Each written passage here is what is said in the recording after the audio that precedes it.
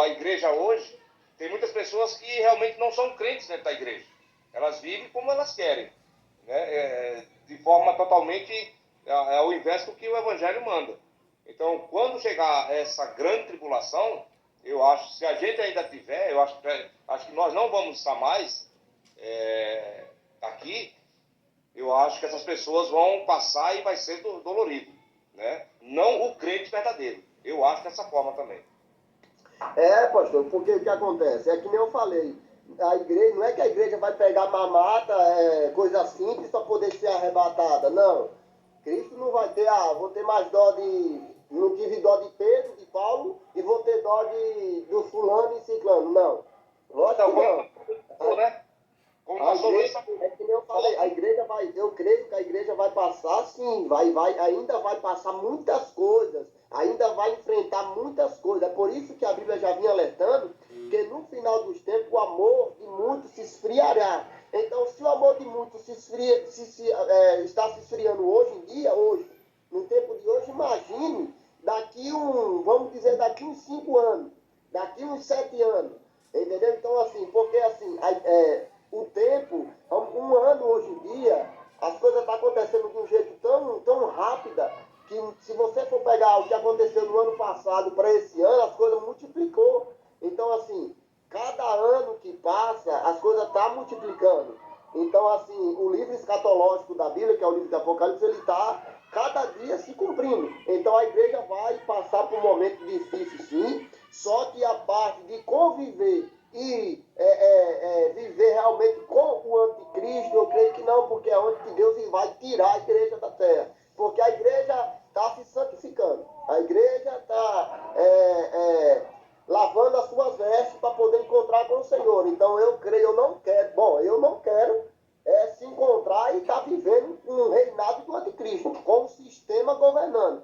Eu quero me santificar para poder ser arrebatado, encontrar com o Senhor e viver com Ele para todo sempre. Irmão Wagner, cadê ele, hein?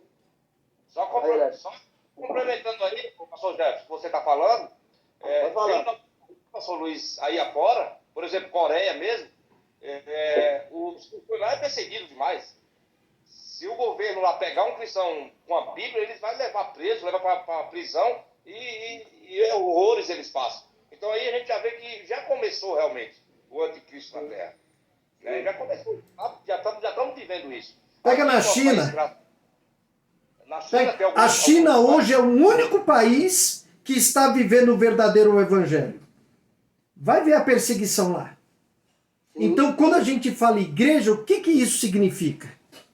Que a igreja são indivíduos. Indivíduos.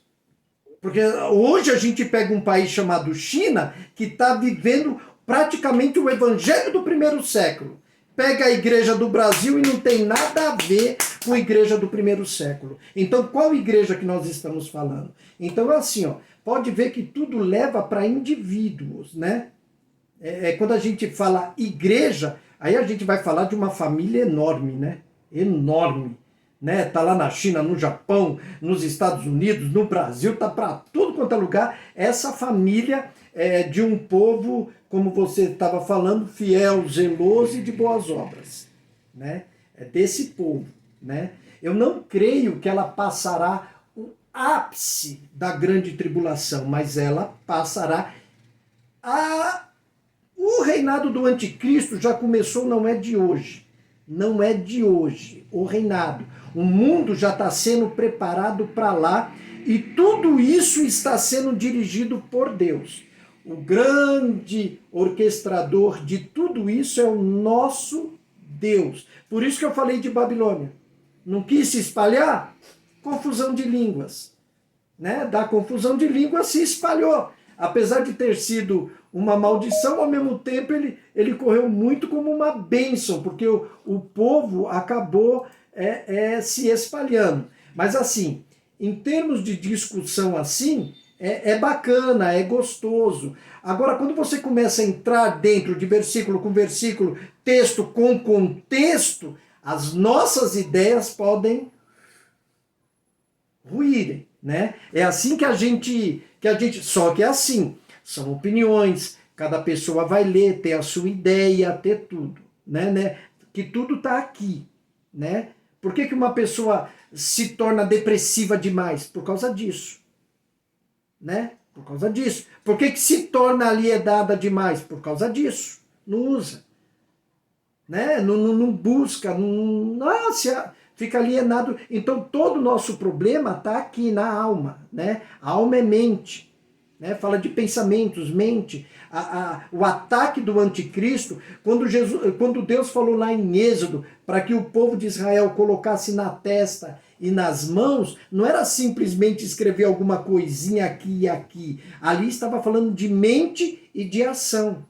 Que quando fala testa, fronte, cabeça, está falando de mente, pensamentos. Quando fala de mão, está falando de ações. Quando a gente pega o que está acontecendo no mundo, se você é assaltado e você se defender, quem vai preso é você.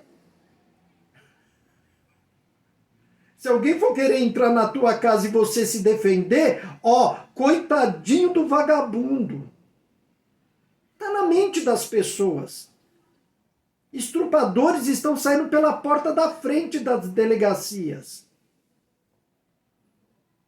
O que é certo está se tornando errado. E às vezes a gente fala de marca, vai ter um chip na mão. Nós temos vários. Vários que tem tirado da presença de Deus. Fala, pastor. O senhor falou algo agora, eu estive falando com uma pessoa hoje. Essa pessoa tinha um estabelecimento comercial e chegou uns ladrões lá para fazer um assalto. E o cara estava no balcão e um funcionário desse estabelecimento estava atrás do ladrão. O cara só se virou assim, meteu a arma na cabeça do rapaz e matou, deu um tiro na cabeça do rapaz, do funcionário do estabelecimento. O dono do estabelecimento foi lá e pegou uma arma dele e começou a trocar tiro com os ladrões. Não matou nenhum ladrão, mas quando a polícia chegou, prendeu o dono da empresa, prendeu o dono do estabelecimento. O cara teve que pagar 10 mil reais para sair. Olha que absurdo. Isso não cheira corrupção? Não cheira o reino do anticristo? É isso que cheira. O reino do anticristo, ele é corrupto. Ele é corrupto. Tá? Então isso daí nós já estamos vivendo. Eu tenho falado, pastor Jefferson, aqui. Eu, Luiz, já estou me preparando para o pior. Né? Mentalmente falando, orando cada vez mais, buscando a Deus, deito orando, acordo orando, antes de ir para o banheiro eu oro, antes de sair da cama, deito orando, buscando a Deus e pedindo força, porque é o que nós estamos precisando, entendeu? Por isso que é bom a gente viver mesmo, como diz o Salmo 1, que bom enquanto suave é que os irmãos vivam em união, porque é essa união que vai nos fortalecer nos momentos difíceis, né? Essa união, independente das nossas posições teológicas, é a nossa união enquanto servos e servas que vai nos sustentar, né? Aí nós podemos nos sustentar. Um dirá ao outro, levanta, tenha força, né? É isso que nós precisamos, porque o mundo está virado. Porque, vamos supor, a mesma situação, eu me defendo e sou preso. Tá. Mas e se fosse na casa de um desses que libertam bandido? Eles prenderiam o bandido ou matariam se tivesse oportunidade? Eles seriam presos como nós somos presos? Dos que estão nos tribunais? Será? Se fosse alguém da família deles, o que será? Se a gente parar para pensar nisso, nós vamos ver que nós vivemos num sistema corrupto. Num sistema em que as trevas já dominam. Mas qual a diferença deles e nós? Né? A diferença é que os nossos olhos foram abertos por Cristo. A nossa mente foi aberta. Então fica mais fácil a gente enxergar isso. Porque o que o homem quer hoje? Os homens querem hoje aparecer. E seja em quilo, e seja... Vocês estavam me ouvindo? Não? Agora que eu vi, meu microfone estava fechado. Bom, seja qual situação for, o que as pessoas querem, infelizmente? Aparecer. Aparecer. Então é por isso que está vindo todas essas ideologias malucas, é machismo, é feminismo, tudo que tem ismo não presta. Não presta. Tudo que é ideologia não vale nada. É que nem nós. Tem muitos crentes em nosso meio que são ideológicos. Eles não estão para servir a Jesus. Eles têm uma ideologia maluca que Jesus acaba ficando de lado e vem com umas coisas assim muito doidas no nosso meio cristão. Crente não tem ideologia. Ele tem um Deus que ele vive para este Deus e por esse Deus. É isso que nós temos. E temos que mudar a nossa vida. Né? A gente tem o que é converter? Converta aí, você está dirigindo, conversão à direita. Agora tem uma conversão à esquerda. Né? E isso vai nos ensinando. A nossa vida é assim. Ela não é literalmente aqui nesse mundo uma linha reta. Nós temos altos e baixos. Nos altos a gente se lembra de Deus? Às vezes não, né, pastor? Mas no baixo... A maioria das vezes não. É um tal de, ai meu Deus... Vamos falar sério de igreja agora, já que nós entramos nesse assunto? As igrejas, no geral, qualquer igreja, elas estão realmente voltadas para Deus? Os pastores, os missionários, os chamados profetas, os crentes lá, os cantores, está realmente voltado para Deus? Ou estou procurando, ou muitos de nós estão procurando mídia? Está procurando aparecer? Por que eu tenho que mostrar que eu tenho o poder de Deus dentro da igreja? Se o poder é de Deus. Por quê? Por que eu tenho que mostrar para os outros que eu sou cheio do Espírito Santo? Se a gente observar por esse lado, não é estranho? Um monte de CPF, RG. Você entendeu? As pessoas vão... eu orei hoje 5 vezes no dia. E daí? Você não fez mais do que obrigação. O que eu tenho que ver com isso? Orei 50 vezes hoje no dia. E, pelo jeito, não adiantou nada. Que você está mostrando uma coisa que não devia mostrar. O que tua mão... Esconda a tua mão esquerda, para que ela não saiba o que a direita está fazendo. Então, a pergunta é... Sou eu... Né? Não são os meus irmãos, sou eu. Como eu tenho andado nesse mundo? Né? Como eu tenho observado tudo isso? Né? Como eu tenho ouvido, como eu tenho visto, como eu tenho falado, como eu tenho tocado, onde eu tenho andado? Não é? Porque, gente, eu já vi gente para a igreja em época de Copa do Mundo para ficar ouvindo futebol. Em plena ceia. Hoje, se eu pergunto, eu já cheguei a perguntar para mais de 10 crentes o que é a ceia. Não sabe, mas toma. Eu pus a mão na cabeça. Pera, se não sabe o que é algo tão sério quanto a ceia, não sabe o que é. Gente, vocês sabiam que a gente faz a ceia de qualquer jeito? A gente não faz de acordo com o que a Bíblia ordena. A gente está fazendo de qualquer jeito. Ali Paulo estava sacudindo lixo em Corinto. Mas hoje como é que eu estou tomando a ceia? Como que eu vou lá? Eu tomo para o pastor não falar nada. Se eu não tomar, o pastor vai falar. Se eu não tomar, o irmão ali vai ver, vai... Como assim? A ceia é algo tão sério e se tornou algo muito banal nas igrejas. Gente, eu fui convidado para uma igreja uma vez, eu não conhecia vocês. Aí eu saindo dessa igreja que eu fui convidado, uma irmã virou conversando com uma outra, que a gente estava em 3 pessoas. Ai, eu tô com ódio daquela irmã que se eu puder eu mato. Eu olhei, aí ela virou para mim, me perdoa, irmão. Eu fiz assim, mas eu não conhecia essa pessoa. Eu falei, mas não é a mim que ela tem que pedir perdão. Eu não tenho nada que ver com isso. A pessoa acabou de sair de um culto e diz que está com ódio da outra. Ainda olha para mim e diz que a igreja dela é a verdadeira. Fica difícil. Então é assim, ó, nós temos entrado aí num caminho muito perigoso, tá certo? Com relação ao que a gente estava conversando aí sobre anticristo, lá nos tempos deles lá, até Antíoco Epifanes, ele foi considerado um antideus lá na época, né? Ele profanou o templo, consagrou o templo ao deus grego Zeus, depois, algum tempo depois, ele foi lá e sacrificou porcos no altar. Então, é complicado.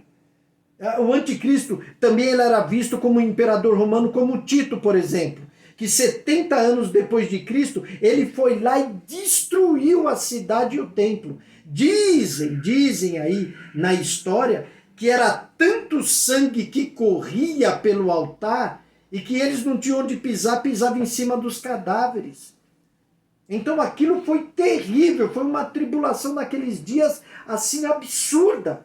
Foi até profetizado por Cristo: filha de Jerusalém, não chorem por mim, mas chorai por vós mesmas e pelos vossos filhos. Então a profecia bíblica, ela vem ao longo dos anos, ela vem se cumprindo fielmente. Fielmente. Fiel. Se tem uma coisa que é fiel, é a palavra de Deus. O problema é que a gente, às vezes, em vez de continuar na estrada reta, a gente dá uma... por causa dos nossos achismos, né? Por causa da maneira como a gente vê, da maneira como a gente... Às vezes a gente lê errado, entende errado e vai falar errado. Não é isso? A gente aprende na escola, olha, leia com ponto, com vírgula. Às vezes a gente esquece de fazer isso. Tá? A gente esquece. Tá certo? Mas assim, eu entendi muito bem o que vocês falaram. Eu também tenho isso. A igreja, sim, vai passar um período na grande tribulação. Se somos nós, eu não sei. Se vai vir a classe mais nova. Mas nós já começamos a passar. O negócio está cada dia que passa mais difícil. Tá certo? Os falsos... Olha, gente, o que os falsos profetas oferecem? Que você aceitou Jesus, vai ser livre de todo problema? Dinheiro e sucesso. Isso é coisa de falso profeta. Isso é coisa de falso profeta. Esse tipo de prosperidade, isso é falso. É falso. Tá? A gente vê prosperidade em vários outros sentidos. Às vezes, o pastor falou alguma coisa? Eu pensei que tinha falado. O que nós temos que tomar cuidado é com isso. Você quer ser próspero financeiramente? Claro que Deus ajuda, mas você precisa se ajudar. Às vezes a gente está dando ouvido... No meu começo de evangelho, eu dava ouvido para qualquer um que dizia que conhecia a Bíblia. Mas peraí. Depois que eu deixei de ser uma criancinha no evangelho, eu parei de dar ouvido para qualquer um. Porque ou eu vou confiar na pastora que é uma cirurgiã dentista, ou eu vou pegar um cara, não estudei não, mas eu sei como fazer. Ou parou. Ou o cara aprende a dirigir um Fusca, você vai pegar um avião com ele? Não, eu dirijo um Fusca, pode deixar que eu piloto um avião. Agora na Bíblia é qualquer um que a gente aceita? Porque deu um gritinho, rodou, bateu o pezinho. Não, eu não aceito não. Eu não aceito mais qualquer um não. Eu ouço, eu analiso, eu sei eu procuro observar a dificuldade de cada um, o conhecimento, tem tudo isso. Né? Porque a pastora tem lá, sei lá quantos anos de cirurgiã dentista aí, tem uns 10 anos ou mais? Mais de 10 anos, tá? Então, um recém-formado, desculpa, ainda tem que aprender. Então, o recém-formado teria que estar junto dos que já tem mais experiência. Poxa, é assim com o médico, é assim com o piloto, é assim com o engenheiro. Agora, no nosso meio, a gente aceita qualquer um. falar qualquer coisa, entregar qualquer coisa. Não é isso que a gente já falou em alguns estudos aí? A pessoa canta, pronto, virou pastor. Ai, como canta lindo, como Deus usa, é pastor. Dá um dízimo bom, vira obreiro, né? Vira presbítero, vira sei lá eu o quê. Por causa de dízimo. Isso aí eu cansei de ver. Né? É dízimo, é bem coladinho, é bem pronto. Sabe? Então tem tudo isso. Sabe? Eu acho que a nossa estrutura, a gente tem que buscar isso mais fundo. Como ela que fez faculdade, como a Bia que está fazendo. Eu não estou dizendo para ninguém fazer faculdade, que eu também não tenho. Eu estou dizendo assim, é pelo menos se empenhar mais. Buscar mais. Aprender mais. Porque quando eu comecei a conhecer a história de João, são coisas assim que eles passaram, foi coisas terríveis. Você pega cristãos hoje que não suporta Tiago. Sabe, não suporta. Você pega aí, foi Lutero ou Calvino? Acho que foi Lutero ou Calvino, um deles. Ele não suporta Tiago.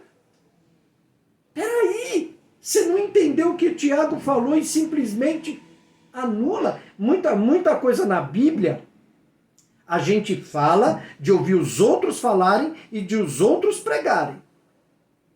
É esse o perigo. Aí entra o nosso achismo.